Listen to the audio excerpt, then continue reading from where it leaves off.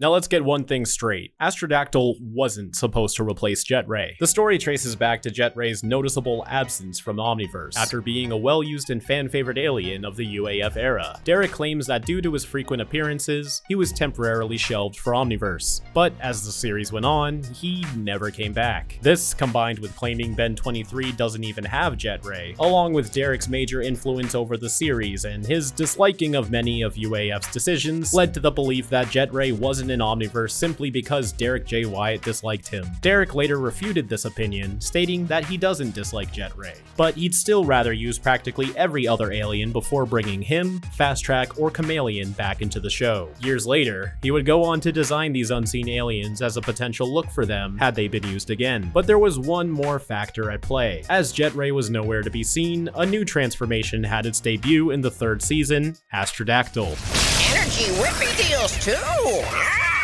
Between his flight and his green lasers, the comparison between these two aliens was unavoidable, and given the former's absence, while it may not have been intentional, in a way, Astrodactyl really did replace Jetray, at least in the minds of the fans. Now, Astrodactyl and Jetray have fairly different power sets if you want to get specific, and he also wasn't used nearly as much as the famous Aerophibian. But when you take one alien away and introduce another that pretty much serves the same purpose, Astrodactyl may not have been conceptualized specifically to replace Jetray, but in the end, he basically did. Much like how Edel was seen as a replacement for Upchuck, and Fast Track a replacement for Accelerate, and so on. But now let's talk about the episode when he shows up for the first time. Atea and Psychobos travel to Rook's homeworld to harvest Amber Ogia to power their mind control device for the season finale invasion, and Young One travels to Earth to get the help of Rook and Ben to stop them. I actually thought this episode was pretty good. It's always a forgettable one to me, but I enjoyed it nonetheless. This episode does a great job at feeling very connected to the events of the series, such as Fistrix's harvesters are still kicking around, as usually whenever a villain gets defeated, their armies mysteriously disappear, but this is a great way to show the lasting effects of Fistrix's infiltration. And later on, they must pilot the harvester to avoid being detected in incursion airspace. Crossing into the Frog Army's territory was also a main obstacle in the previous episode, which is why they needed the help of Rad Dudesman, who got a name drop here. We could have called Rad Dudesman. Fun fact, this episode also aired out of order, so we get this callback before Ben and the audience have even properly met Rad. It's kind of funny that the entire patrolling incursion fleet shoots out a single laser just to fuck with Young One. They fire one blast directly at him and keep on flying. This episode's title is also spoken by Young One multiple times in the episode, which highlights that he and his family will continue to grow and change now that Rook is stationed on Earth away from home.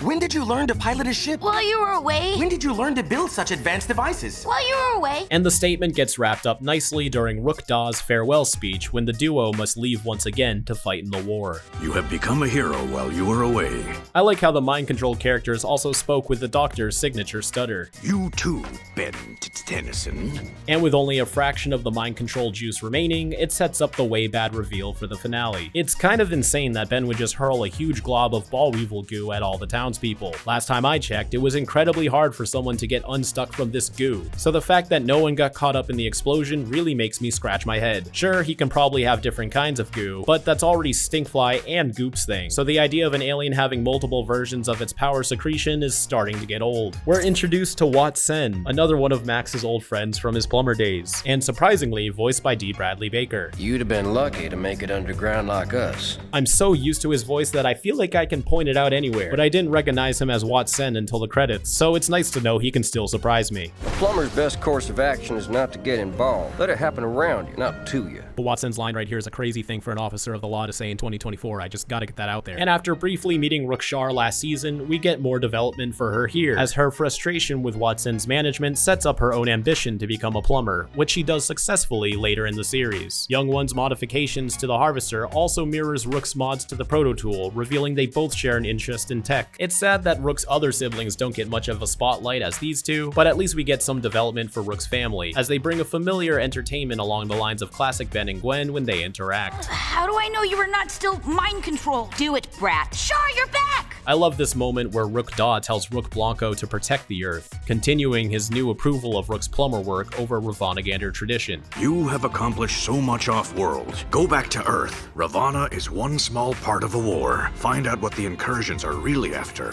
and stop them. It's a short scene, but it's one of my favorites of the whole season, allowing Rook to reflect on the positive influence he has on his siblings. Why do you think Rook Shar wants to be a plumber? And why do you think Young One wants to visit the stars? I am proud of you.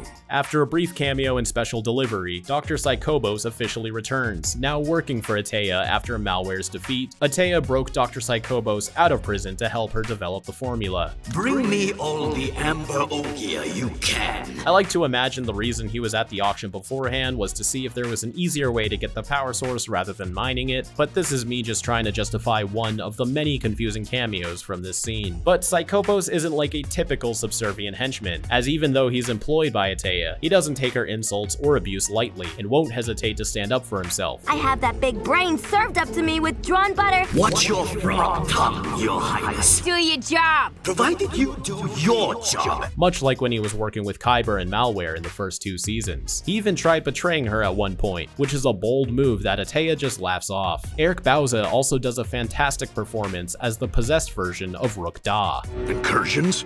You're a fool.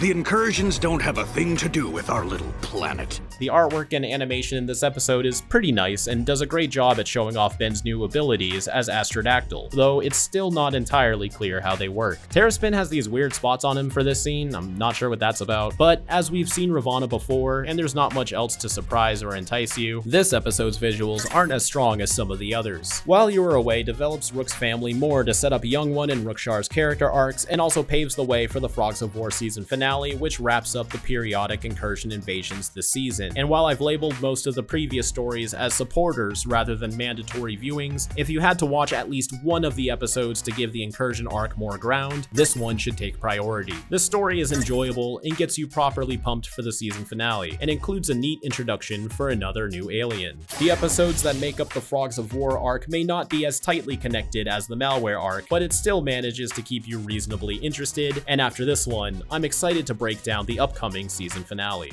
Plot a course to Earth.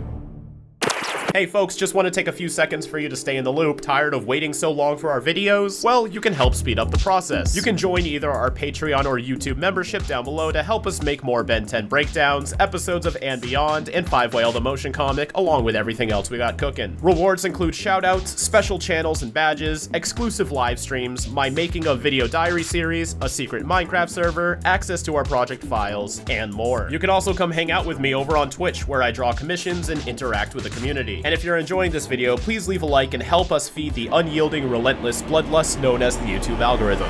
Now, back to the video.